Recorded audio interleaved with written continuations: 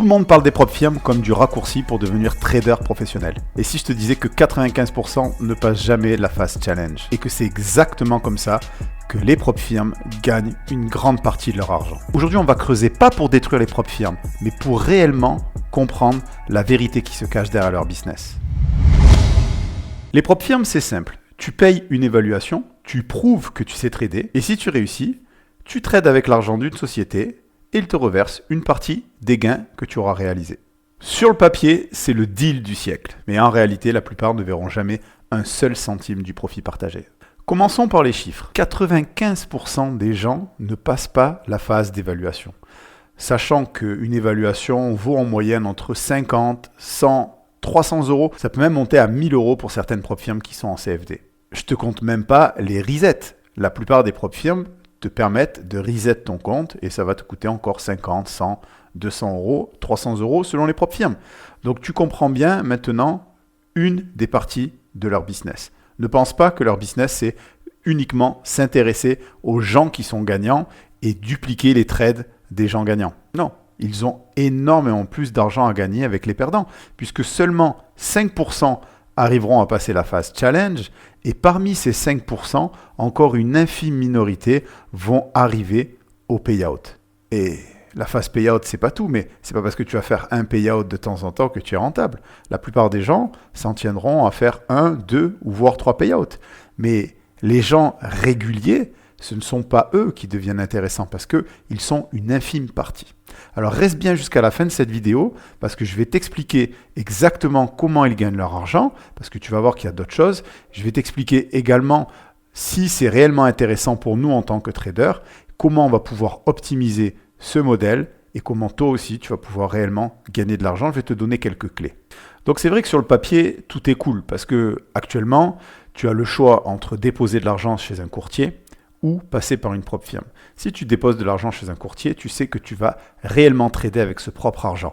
Alors ça va avoir un côté négatif parce que tu vas pouvoir perdre la totalité de ton argent. Ça va avoir également un côté positif parce que quelque part, tu vas peut-être faire beaucoup plus attention. Donc la grande question, c'est de savoir est-ce que finalement le modèle des propres firmes, c'est un modèle intelligent et rentable pour le trader ou est-ce que finalement il vaut mieux passer plutôt par un courtier? Et ce que je te propose, c'est qu'on va décortiquer ensemble les faits et je te laisserai faire toi-même ta propre analyse. Tu sais, en psychologie clinique, il y a un terme qui s'appelle la ludopathie et c'est une pathologie liée au jeu d'argent.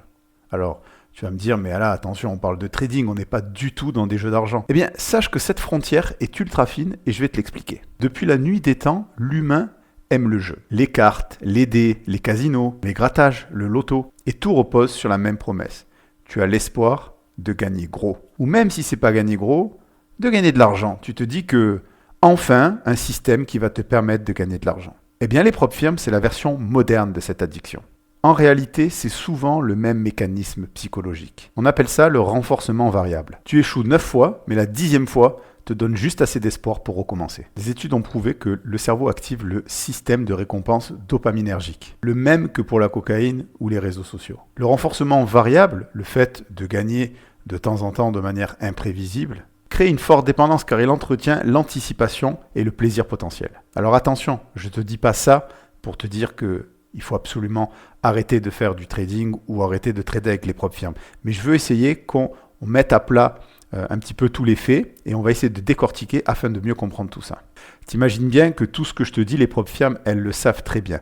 Donc, elles jouent le jeu des probabilités. Mais le jeu des probabilités est plus en leur faveur que toi, car ils connaissent la psychologie humaine, alors que tu ne la connais pas forcément. Et en plus, ils imposent des règles qui, bien souvent, feront que tu échoueras. Alors, dans leur modèle économique, sache qu'ils vont également gagner de l'argent sur d'autres choses que tes pertes. Tu n'es pas inscrit dans ce nouveau canal Telegram, tu loupes quelque chose, c'est entièrement gratuit. Tous les matins, tu reçois ce genre de synthèse macro qui te permet en fait d'avoir une meilleure vue sur les marchés. Je te mets vraiment l'essentiel, ce qui va te permettre à toi de prendre des trades sur tes marchés préférés.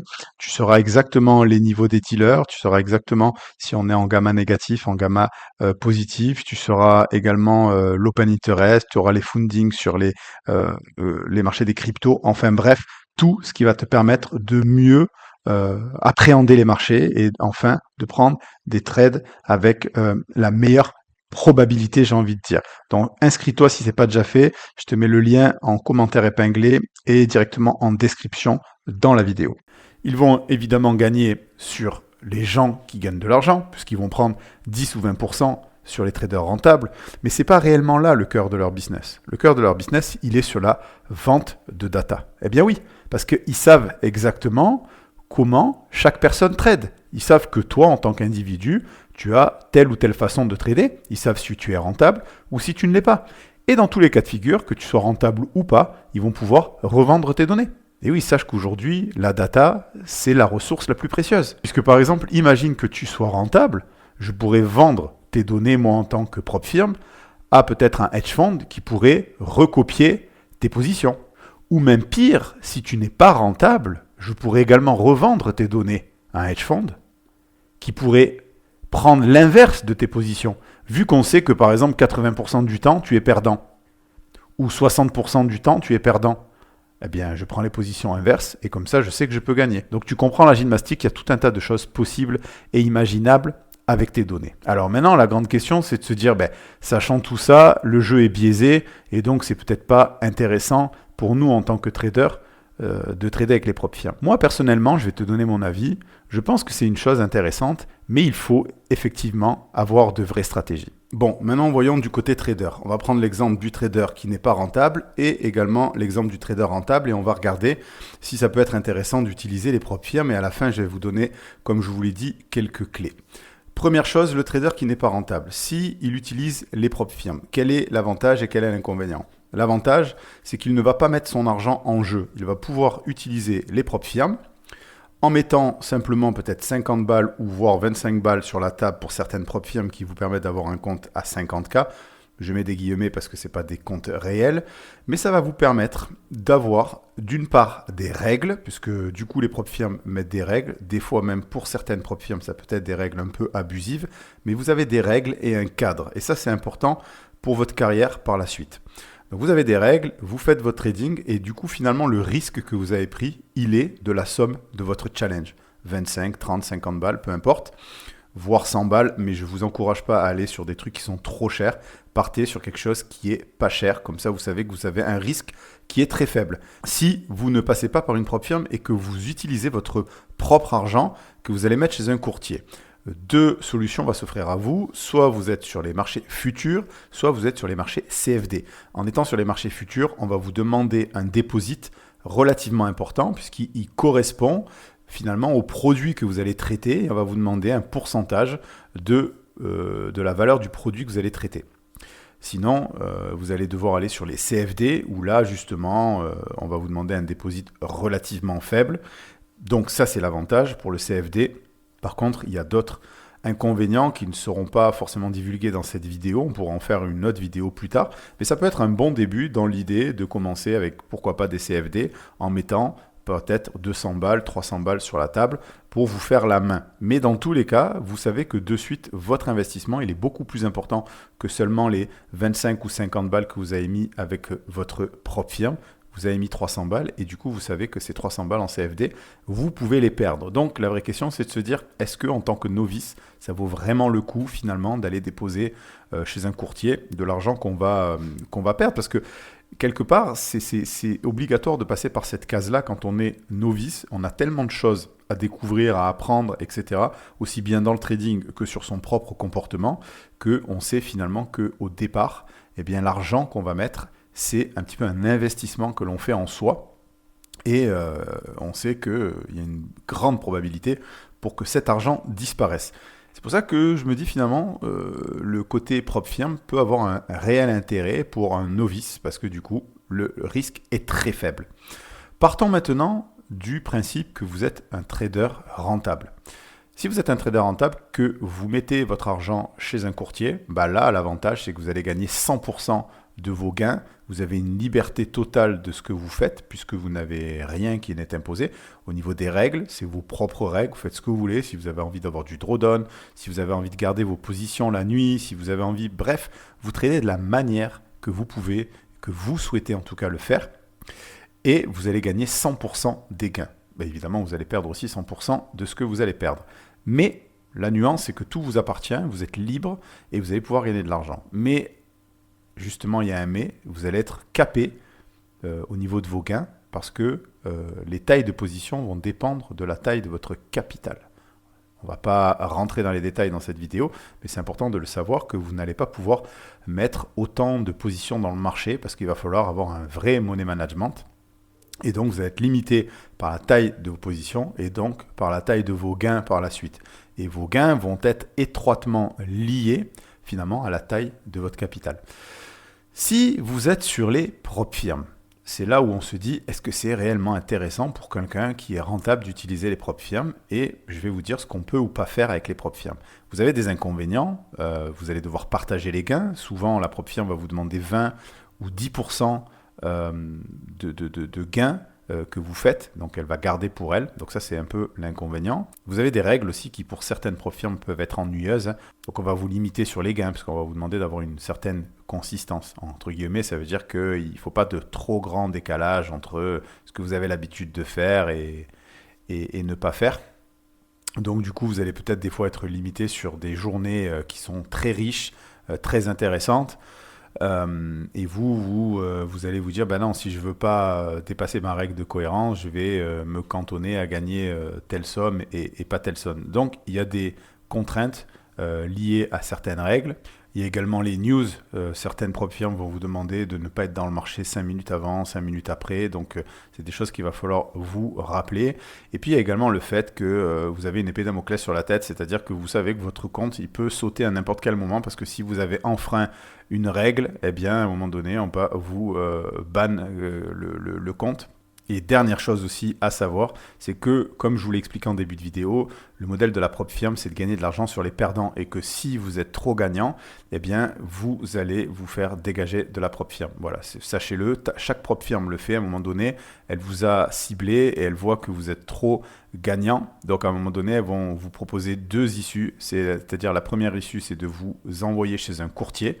Donc, du coup, il n'y aura plus trop d'intérêt pour vous parce que vous allez vous retrouver chez un courtier de la propre firme, entre guillemets, donc vous allez continuer à partager vos gains avec la propre firme, sauf que de l'autre côté, vous n'allez pas pouvoir faire ce que je vais vous expliquer juste après. Donc vous allez être directement chez le courtier de la propre firme, donc dans ce cadre-là, autant être chez votre propre courtier, comme ça vous n'avez rien à partager, ou comme je vous dis, elles peuvent carrément vous ban si jamais vous décidez de ne pas aller chez le courtier, elles peuvent vous dire, écoutez, nous, on veut plus de vous, parce que finalement, ils en ont marre de vous payer, d'accord? Donc ça, c'est les inconvénients. Ok, maintenant, venons-en aux avantages. Ce que vous pouvez faire avec une propre firme que vous n'allez pas pouvoir faire si vous êtes chez un courtier, c'est que vous allez pouvoir dupliquer les comptes. Alors je vous explique ce qu'il en est, de comment ça se déroule. Vous avez des propres firmes qui, pour la plupart, vous permettent d'avoir plusieurs comptes.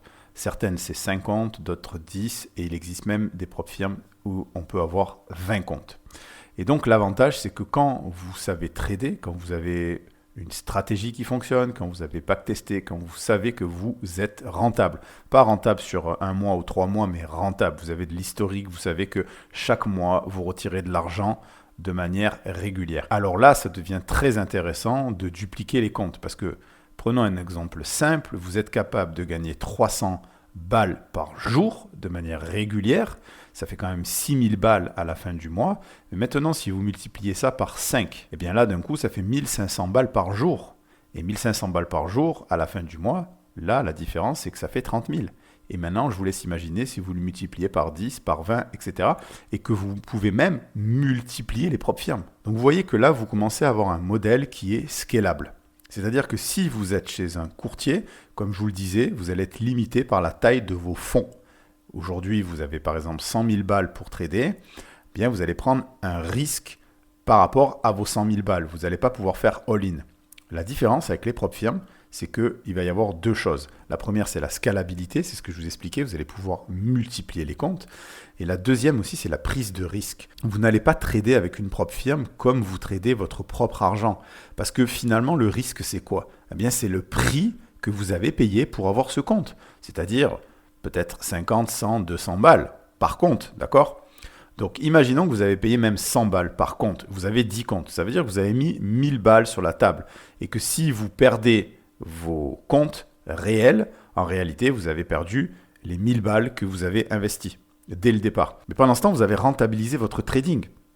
Parce que grâce à ces 1000 balles investies qui sont 10 comptes, vous faites 300 balles par jour. 300 balles par jour fois 10 comptes, ça fait 60 000 balles. Donc c'est largement rentabilisé. Donc vous allez pouvoir vous permettre d'être un peu plus agressif que si vous tradiez votre propre compte. Parce que finalement, c'est des comptes qui, sur le long terme, vous savez que ce n'est pas durable. Comme je vous l'ai dit, pourquoi ce n'est pas durable? Parce que soit vous allez péter le compte sur la route, soit c'est la propre firme qui va vous ban parce que vous n'êtes pas intéressant comme client. Ok, mais si elle vous banne, on s'en fiche parce qu'aujourd'hui, des propres firmes, il n'y en a pas une, il n'y en a pas 10, mais il y en a des centaines, il y en a plein. D'accord? Donc, c'est un modèle très intéressant pendant qu'il est encore viable. Je ne suis pas certain que sur les 20 prochaines années, ce modèle existe encore. Mais actuellement, vous avez un modèle qui vous permet de trader plusieurs comptes et de gagner de l'argent multiplié par X compte. Donc c'est à vous de réfléchir si vous vous dites en tant que trader non rentable ou en tant que trader rentable, est-ce que c'est intéressant d'utiliser les propres firmes.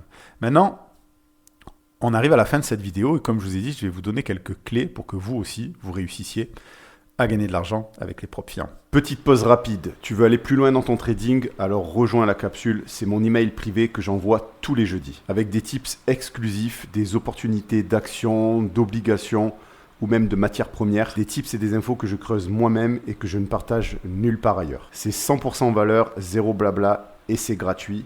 Je te mets le lien directement dans la description et dans les commentaires épinglés. Donc vous êtes un trader non rentable. Clé numéro 1, n'utilisez pas des dizaines de comptes, ça ne sert à rien. Prenez par exemple une propre firme dans laquelle à la limite vous gardez peut-être 2 ou 3 comptes, mais pas plus, ça ne sert à rien. Pourquoi 2 ou 3 comptes? Parce que vous êtes là pour vous entraîner, pour essayer de faire en sorte de trouver le système qui fonctionne. Votre système, votre marché et votre façon de trader. Et vous allez du coup utiliser 2-3 comptes parce que comme vous allez avoir un money management, l'idée c'est pas de brûler le compte, l'idée c'est d'avoir un money management. Si vous savez que vous utilisez le premier compte et que finalement vous êtes arrivé sur votre daily loss, je vous encourage à arrêter ce compte-là et à ce moment-là basculer sur un autre compte. Mais l'idée encore une fois c'est pas d'avoir 15 comptes parce que ça ne sert à rien à ce stade-là. L'idée c'est d'en avoir pourquoi pas 3 parce que vous allez pouvoir continuer de vous entraîner. Donc daily loss sur le premier, au lieu de vous dire j'arrête ma journée, non, j'ai encore d'autres comptes. Alors vous pourriez me dire oui, mais moi je préfère avoir qu'un seul compte et arrêter ma journée. Mais sachez que quand vous êtes sur votre phase d'apprentissage, la pratique est très importante. Si vous pratiquez 2 heures par jour, vous irez beaucoup plus lentement que quelqu'un qui pratique 6 heures par jour.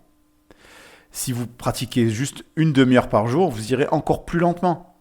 Donc, comprenez qu'au début de votre phase d'apprentissage, il va falloir pratiquer un maximum de temps, en fonction évidemment de votre emploi du temps et de vos disponibilités, mais pratiquez. Donc, si vous avez juste un compte, vous vous limitez, parce que dès que vous arrivez au daily loss, eh bien vous arrêtez. Ou pire encore, vous n'avez pas de daily loss et vous arrivez au cramage du compte.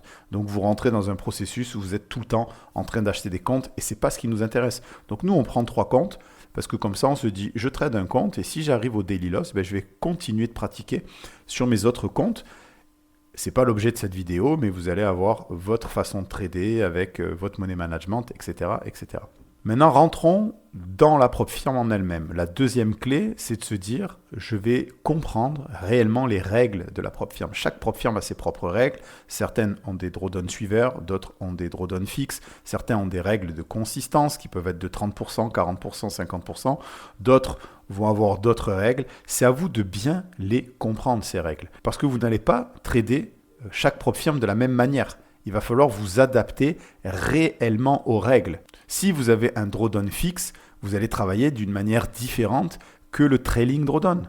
Le trailing drawdown, par exemple, ça va vous obliger à couper vos trades assez rapidement. Vous n'allez pas pouvoir prendre des trades de grandes amplitudes. Il va falloir mettre des stops suiveurs parce que l'idée, c'est d'empiéter le moins souvent possible sur votre drawdown. En revanche, si vous avez un drawdown fixe, eh bien, vous allez pouvoir avoir un peu plus de liberté pour justement peut-être laisser respirer vos trades et prendre entre guillemets un peu de risque pour se dire je vais aller chercher 50 points, 100 points, etc. Donc vous voyez que la manière de trader est complètement différente. Si vous avez aussi une règle de consistance, eh bien ça va être aussi pareil de la même manière. Il va falloir ajuster ses tailles de position parce qu'avec les règles de consistance, il va falloir essayer d'être carré, de gagner de manière linéaire plus ou moins la même chose.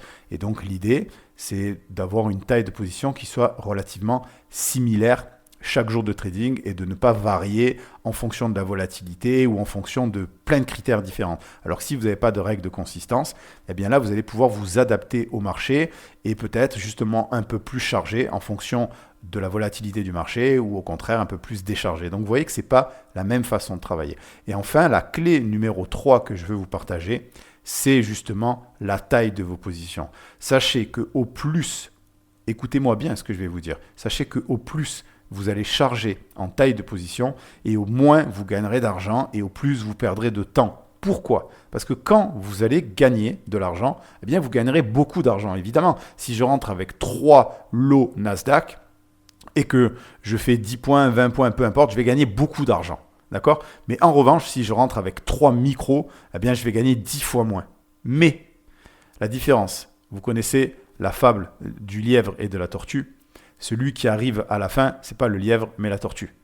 Parce que en y allant doucement, vous ferez de petits gains, mais vous ferez également de petites pertes. Et c'est là la clé dans les propres firmes, c'est d'y aller doucement. Donc effectivement, sur le papier, ça ne fait pas rêver parce qu'à la fin de la journée, vous allez gagner 100 balles, 150 balles, 200 balles, alors que vous avez peut-être des fois dans des groupes des gens qui vous montrent des gains de 1000, 2000, 3000, 5000, 10 000 euros, peu importe. Et c'est ce qui vous donne envie à vous de charger la mule pour essayer d'aller plus vite et toujours plus fort et toujours plus loin.